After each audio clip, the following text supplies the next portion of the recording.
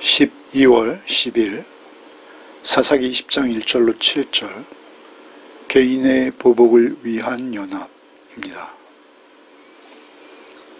이스라엘 사사시대의 타락상, 그것이 개인이든 가정이든 또 각 지파이든 그 이스라엘 민족 전체의 타락상을 너무나 잘 드러내는, 왕이 없으므로 자기 소견에 옳은 대로 행하는 자들의 전형, 그 모습을 잘 보여주고 있는 본문이 이제 시작되는 것이죠. 1절로 3절을 먼저 읽겠습니다. 이에 모든 이스라엘 자손이 단에서부터 브엘사바까지와 길르앗 땅에서 나와서 그 회중이 일제히 미스바에서 여호와 앞에 모였으니 온 백성의 어른 곧 이스라엘 모든 지파의 어른들은 하나님 백성의 총회에 섰고 칼을 빼는 보병은 40만이었으며 이스라엘 자손이 미스바에 올라간 것을 베냐민 자손이 들었더라. 이스라엘 자손이 이르되 이 악한 일이 어떻게 일어났는지 우리에게 말하라 하니, 먼저 1절에 모든 이스라엘 자손이라고 되어 있습니다. 모든 이스라엘, 특별히 단에서부터 브엘세바까지 길르앗 땅에서조차 나와서, 단에서부터 브엘세바 전체, 이스라엘 전체죠. 요단강 서편에, 그런가 하면 길르앗 땅, 요단강 동편 두 지파 반까지 모두 모인 것이죠. 이 단에서 브엘세바라는 표현이 여기에 처음 등장해서 이제 자주 등장하는 표현입니다. 그렇게 이스라엘 전체 회중이 다 여호와 앞에 모였다. 미스바라는 곳, 곧 여호와 앞에 모였다라고 말하고 있습니다. 일제히, 이것은 한 사람처럼 이런 의미죠. 온 백성의 어른, 곧 이스라엘 모든 지파의 어른들은, 온 백성의 어른, 모든 지파의 어른, 이 어른이라는 의미는 지도자이죠. 그들의 지도자입니다. 그들의 지도자들이 모두 이 모임에 참여하고 있다라는 것이죠. 백성의 총회, 특별히 이스라엘은 하나님의 통치와 하나님의 다스림을 받는 하나님의 나라이죠. 그래서 총회, 12지파가 함께 모이는 그 총회는 굉장히 중요한 자리고요. 사실 이러한 표현이 사사기 내내 등장하지 않다가 여기에 등장하고 있습니다. 총회에 섰고 칼을 빼는 보병은 40만 명. 40만 명이면 이스라엘이 출애굽할 때 장정이 60만 명이었는데요. 40만 명, 이 베냐민 지파를 제외하고 40만 명이 모였으면 엄청난 숫자이죠. 사사기 내내 가나안 왕 야빈에게 이스라엘의 평화를 가져왔던 드보라 사사가 모일 때 고작 6개 지파 정도가 모였습니다. 길르앗 동편은 아예 모이지 않았죠. 길르앗 동편 두 지파 반은 아예 참여할 생각도 안 했고요. 단 지파는 그냥 배에 머물렀고 아셀은 해변에 머물며 이 전쟁에 가까이에 있음에도 불구하고 응하지 않았던 사실을 고발하고 있는 본문이 있죠. 5장에 보시면 고작 6개 지파만 드보라의 전쟁에 참여하고 있습니다. 기드온 때도 마찬가지죠. 기드온 때도 므낫세, 아셀, 스불론, 이 세 지파, 아니 납달리까지 네 지파죠. 이 네 지파에 32,000명이 모인 것이 고작이었습니다. 32,000명. 하나님께서 그것도 많다 하셔서 결국 300명만을 남깁니다만, 그들이 다 모였어도 기드온 때도 말이죠. 32,000밖에는 불과 모이지 않았습니다. 사사 입다의 경우도 더욱 초라하죠. 고작 길르앗 두 지파 반만이 참여하는 것이죠. 오히려 전쟁에 승리했음을 에브라임 지파가 시비 걸고 있는 그러한 입다의 경우를 우리는 본 바가 있습니다. 그런데 놀랍게도 40만 명이나 모인 것입니다. 사실 지금 이 레위인이 고발했던 그 내용도 너무나 끔찍한 내용이고요. 그럼에도 불구하고 그들의 어떤 윤리적, 도덕적 타락상은 베냐민만의 문제가 아닙니다. 사실 모두 대동소이한 형편이죠. 그들이 그 가나안 땅의 원주민들보다 더 악해져 있던 모습을 우리가 보지 않았습니까?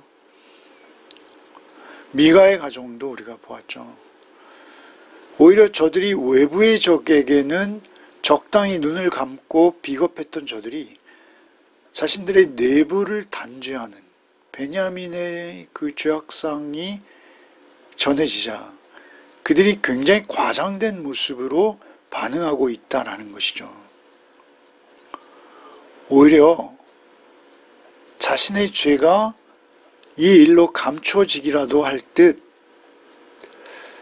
그 한 지파를 정죄하고 단죄하고 징계하는 데 열심을 내고 있는 것입니다.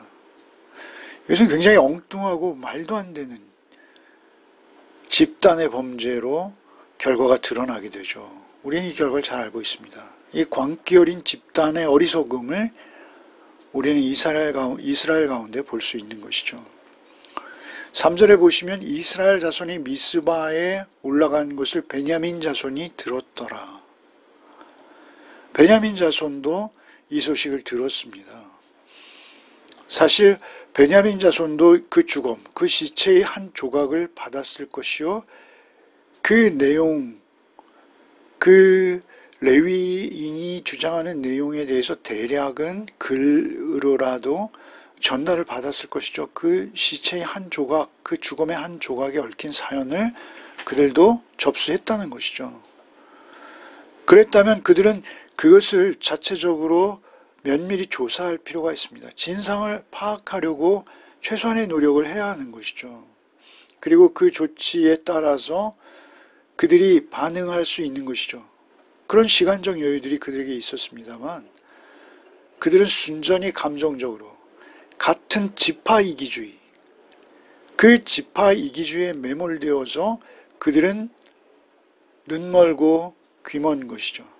하나님의 공의와 사랑의 통치 안에서 이스라엘 총회가 정말 하나 되어야 할 것인데 이스라엘 공동체를 위해서 이들은 아무 노력도 하지 않은 것입니다.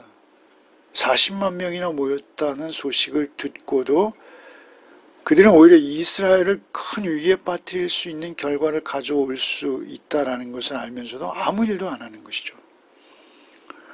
아니, 아무 일도 안 하는 것이 아니라 오히려 끔찍한 범죄를 가려주고 변호하기 위해서 어처구니 없이도 거기에 생명을 거는, 결국 그들과 같은 종류가 되어버리는 것이죠. 오히려 적반하장으로 반응하는 것입니다. 그들 베냐민 지파가 특별히 잘못한 것이 있죠. 그 불량배들의 잘못이죠. 그것을 밝혔어야 합니다. 그런데 오히려 그 불량배들이 저지른 일들이 베냐민 전체의 일이 되어버리는 것이죠. 이렇게 분노해서 나머지 11지파에게 대항하여서 내전을 일으키는 것. 그것은 오히려 그들에게 자신들을 죽일 수 있는 명분만 확실하게 해주는 악한 결과를 가져오고 마는 것입니다. 베냐민 자손이 그 소리를 듣고도 아무런 반응을 하지 않는다는 것이죠. 이스라엘 자손이 이르되 이 악한 일이 어떻게 일어난지 우리에게 말하라. 이제 그 지도자들, 어른들이, 온 백성의 어른, 모든 지파의 어른들이 모여서 이제 그 레위인에게 그 죄악상, 어떻게 일어났는지, 그 일이 일어난지 밝히라는 것이죠. 말하자면 총회가 모여서 직접 재판을 하게 된 것이죠. 재판이 열린 것입니다. 그런데 참으로 불행했던 것은 그 재판에 베냐민 당사자는 등장하지 않고 있다는 것입니다. 그리고 오히려 그 레위인만 홀로 주장하고 있는 것이죠. 4절부터 7절을 읽겠습니다. 레위 사람 곧 죽임을 당한 여인의 남편이 대답하여 이르되 내가 내 첩과 더불어 베냐민에 속한 기브가에 유숙하러 갔더니 기브아 사람들이 나를 치러 일어나서 밤에 내가 묵고 있던 집을 에워싸고 나를 죽이려고 하고 내 첩을 욕보여 그를 죽게 한지라. 내가 내 첩의 시체를 거두어 쪼개서 이스라엘 기업의 온 땅에 보냈나니 이는 그들이 이스라엘 중에서 음행과 망령된 일을 행하였기 때문이라. 이스라엘 자손들아 너희가 다 여기 있은즉 너희의 의견과 방책을 낼지니라 하니라.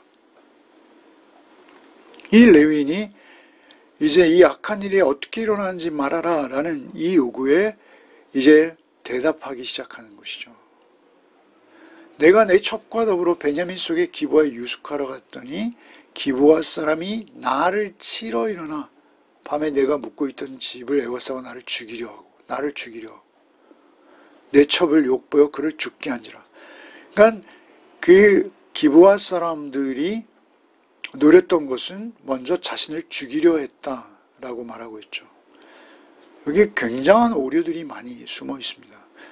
기브아 사람들이 아니라 그 기브아의 불량배들이죠.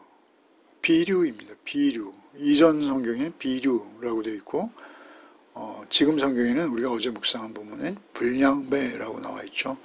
기브아의 불량배들입니다. 그런가 하면 그들이 나를 죽이려 하고 라고 표현하고 있죠. 내 첩을 욕보여 그를 죽게 한지라. 죽이려 하지 않았습니다. 그 불량배, 그 비류들이 요구한 것은 레위인과의 동성애였습니다. 성관계죠. 그래서 그 레위인을 요구한 것이죠.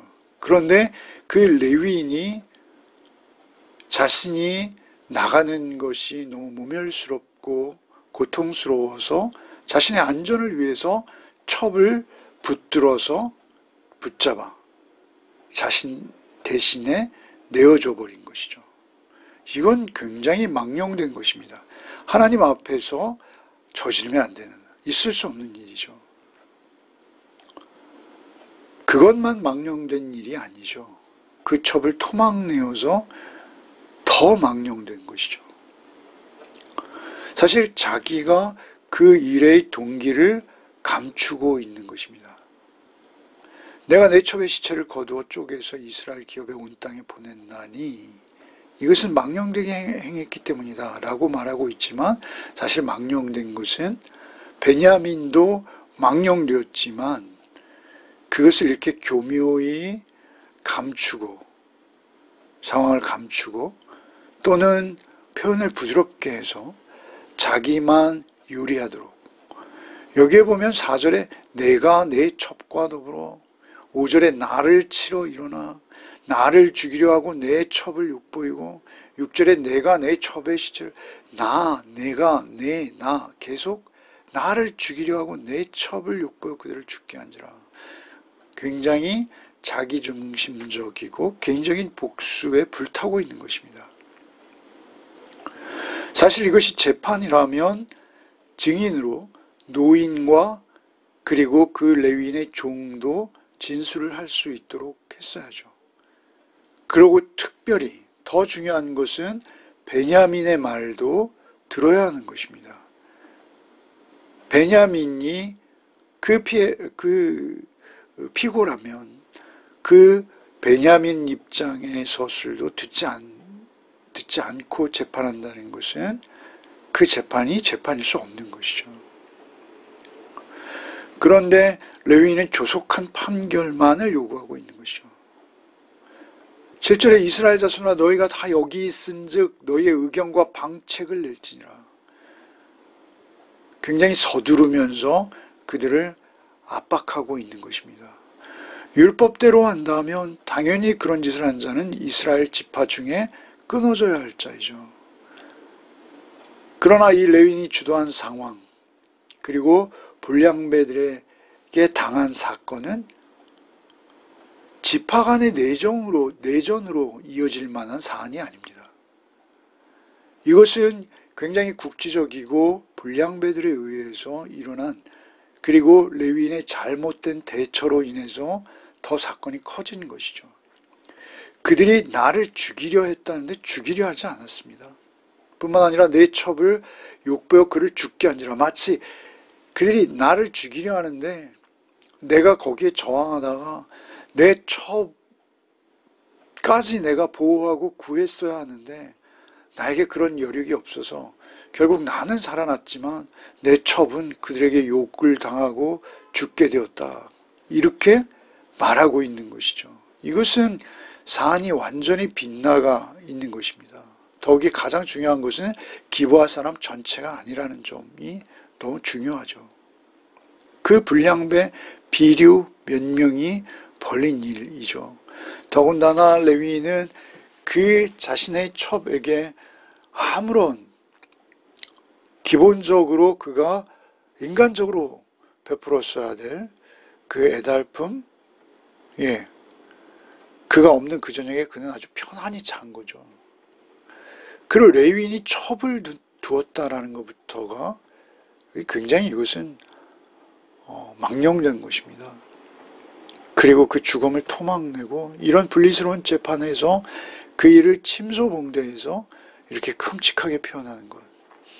이 재판 과정에 레위인, 하나님의 사람, 그 손으로 하나님 앞에 제물을 바쳐드렸어야 할, 그가 제사장이라면 그는 제물을 조각내는 일이 그의 직업이었을 텐데 그는 자기의 첩의 시신을 조각내어서 그 끔찍한 일을 벌이고 있는 이 재판에 하나님 계시지 않다는 것이죠. 하나님 앞에서 공정히 판단할 수 없는 재판입니다. 결국 이 재판에 그릇된 판결로 말미암아 한 지파가 끔찍하게 살해되는 그 일이 터지고 마는 것이죠. 우리가 하나님 앞에 있지 않을 때 공정은 존재하지 않습니다. 하나님만이 심판하실 수 있는 분이죠. 어떤 사안이든 어떤 상황이든 하나님의 사람은 하나님께 여쭙는 모습을 잊지 말아야 합니다. 공정하게 나의 이기적인 주관적인 입장이 아니라 공정하고 중립적인 입장에서, 그러니까 이스라엘 전체가 지금 큰 죄악에 빠져가고 있는 것입니다. 레위인으로 인해서. 레위인의 말만을 듣고 엄청난 죄악을 저지르고 있는 거예요. 이스라엘 전체가. 이 국가적인 엄청난 재앙을 초래하는 것은 그 레위인에게 물론 책임이 있습니다만 그 레위인을 지지하는 이스라엘에게도 책임이 있는 것입니다. 언제나 하나님의 공의로우심 앞에서 공정한 입장이 되어야 한다라는 것입니다. 타락한 레위인만 있고 진정한 어른도 없고 오직 탐욕과 이기적인 입장만이 난무하고 있는 것이요.